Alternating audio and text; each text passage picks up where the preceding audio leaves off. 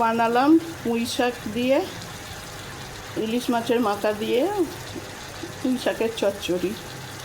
পুঁই শাক নিয়েছি দুটো ডাল, পাতা সমেত ভালো করে কেটে ধুয়ে নিয়েছি, আর অর্ধেকটা কুমড়ো অল্প পরিমাণে নিয়েছি সবই, দুটো পটল, একটা আলু আর একটা বেগুনের আধখানা 4 টুকরো, সবই খোসা সমেত দিয়েছি, এতে টেস্টটা বেশি বাড়বে।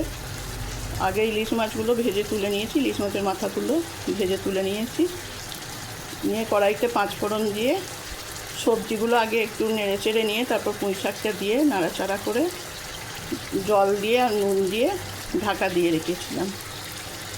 একটু আধ সেদ্ধ হয়ে যাওয়ার পর ইলিশ মাছের মাথাগুলো দিয়ে দিলাম, দিয়ে নেড়ে চেড়ে আদা, সর্ষে, কাঁচা লঙ্কা অনেকগুলো আর রসুন 2-3 কোয়া ভালো করে বেটে দিয়ে দিলাম। ওপর থেকে একটু চিনি ছড়িয়ে মাখো মাখো করে নামিয়ে নিলাম। নুন চিনিটা পরিমাণ মতো নিজেদের, আর ঝালের স্বাদটাও পরিমাণ মতো নিজেদের দিয়ে রাঁধতে হবে। খুব টেস্টফুল হয়েছে খেতে, টেস্ট করে দেখলাম।